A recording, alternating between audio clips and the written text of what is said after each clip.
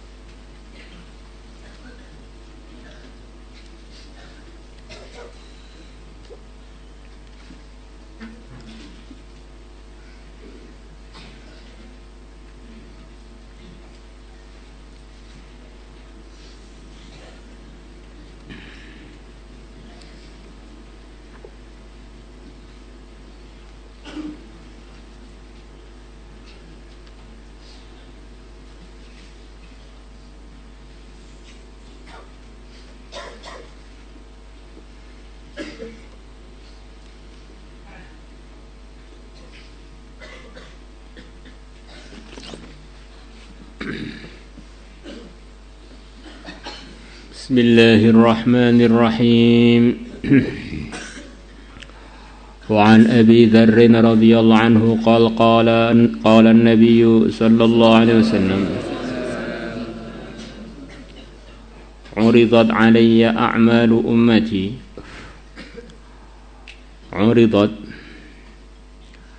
telah ditampakkan alayya atas aku a'malu ummati, amalan-amalan umatku. Hasanuha, bagusnya amalan, wasayuha, dan buruknya amal. Jadi di antara perkara yang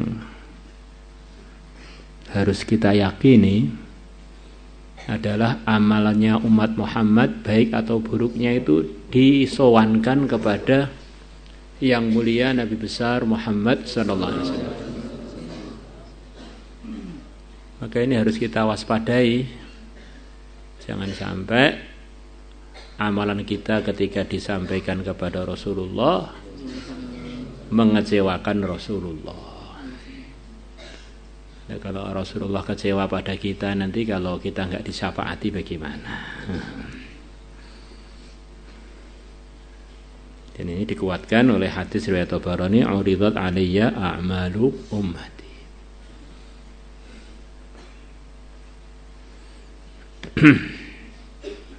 Zaman dulu sebagian orang yang lemah imannya menyangkal hadis ini, bagaimana Nabi sudah wafat kok amalannya umat ditampakkan kepada beliau. Umpama di kubur beliau hidup, kemudian umatnya kan di pojok-pojok dunia, bagaimana mungkin dilaporkan kepada beliau? Maka dengan berjalannya waktu Allah tampakkan kuasanya. Sekarang orang di pojok-pojok dunia bisa ngelaporkan macam-macam kejadian di sana, langsung, tayangan langsung kepada kita lewat alat-alat komunikasi yang ada sekarang ini. Itu baru ilham-ilham yang diberikan Allah kepada manusia yang lemah ini. Bagaimana kalau yang menampakkan langsung Allah yang menciptakan semua ilham alat-alat telekomunikasi tadi. Uridat nih yang menghendaki langsung Allah ditampakkan kepada aku, yakni Allah sendiri yang menampakkan. Di waktu yang sama, di detik yang sama, antar benua bisa saling komunikasi.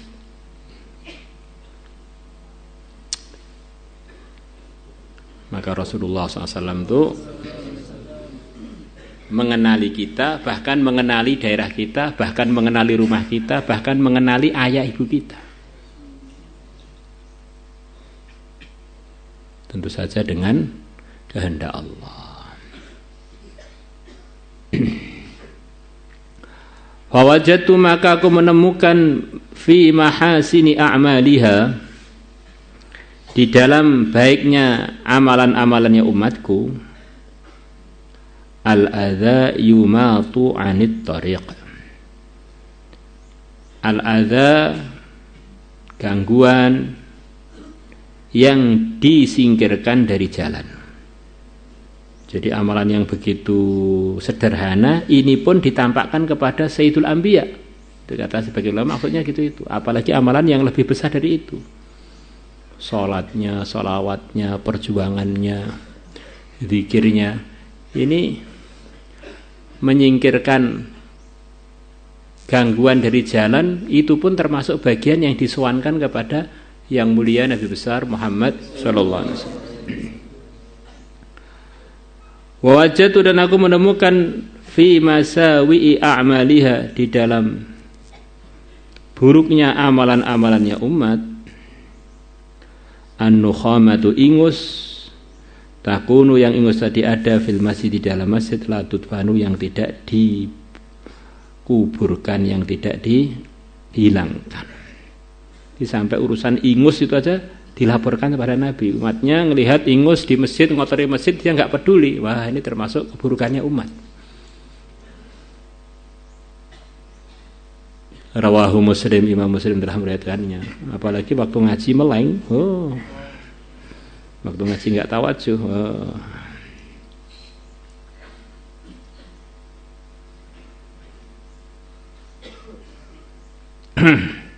Wa an Ibnu Abbas radhiyallahu anhuma qala Rasulullah sallallahu alaihi wasallam,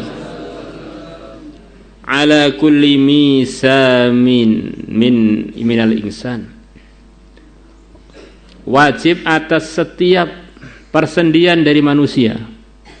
Di misam di sini maksudnya persendian, sebagaimana pemahaman sebagian muhaddits. Salatun, salat kulla yaumin, setiap hari.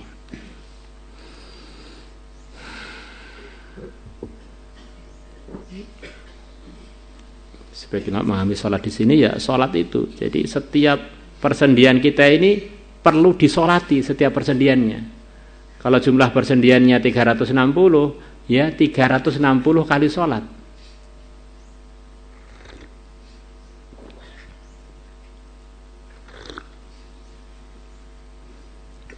Kalau yang di atas sedekah, kalau ini sholat.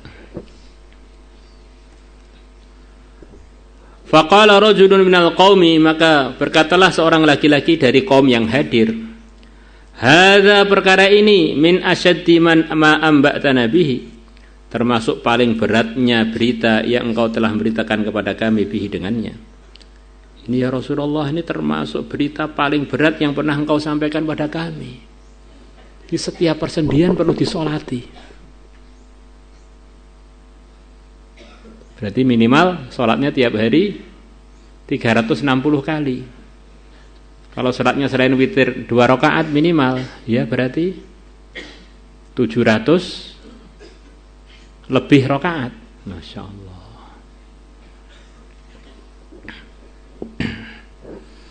Qal, Nabi bersabda, di sholat itu tidak selalu diartikan sholat yang umumnya dimulai dengan takbir, diakhiri dengan salam, bukan itu. Ada perkara-perkara yang berpahala seperti sholat.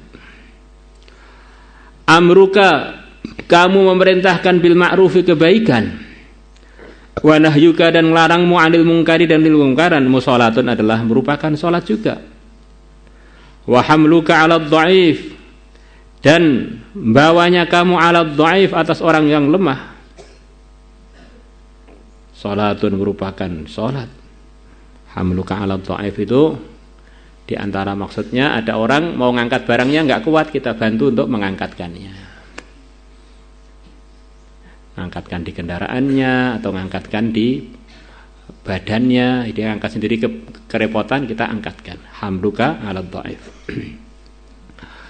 Wa inha'uka al-qadhara 'anit tariq, dan penyingkiran kamu al-qadhara, kotoran, anit tariqi, dari jalan, salatun, merupakan salat juga atau pahala salat juga. Wa kullu khutwatin takhtuha ila shalah, setiap langkah yang kau melangkahkannya ila sholati, menuju salat, salatun, merupakan pahala salat juga. Rawahu Ibnu Huzaimah telah meriwayatkannya.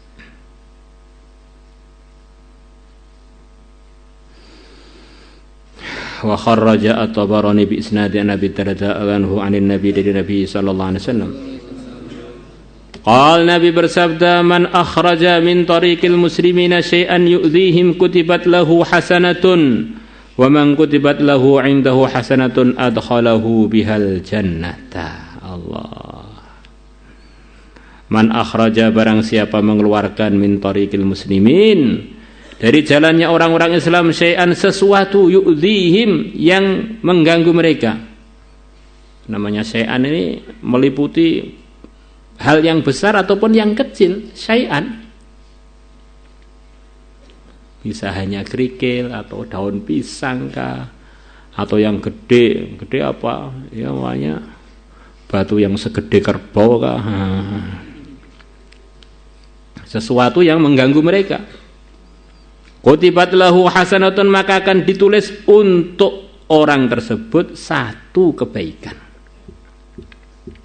Wa man kutibat lahu 'indahu hasanatun, dan barang siapa telah ditulis lahu untuk dia, 'indahu, di sisi Allah, hasanatun, satu kebaikan. Jadi kalau orang itu sudah punya simpanan kebaikan di sisi Allah, berarti Allah telah menerima dia, begitu kan? Sudah ditulis kan? Sudah menerima dia. Nah, untuk dibalas, untuk diberi anugerah lah, tempat pembalasan kebaikan itu adalah surga sempurnanya. Adkhalahu, maka Allah akan memasukkan dia biha, dengan sebab satu hasanah tadi, al jannata, surga. Jadi anugerah Allah itu begitu banyak banget, yang telah disebutkan sebagiannya hari ini dan hari-hari sebelumnya.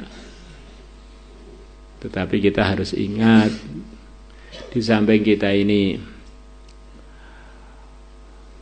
berharap dengan anugerah-anugerah Allah tersebut, kita juga harus muhasabah, harus ada evaluasi. Amalan itu sudah saya kerjakan sesuai dengan ketakwaan atau belum? Selepas sesuai dengan ketakwaan, saya ini telah berbuat amalan-amalan keburukan yang menghapus kebaikan saya apa tidak?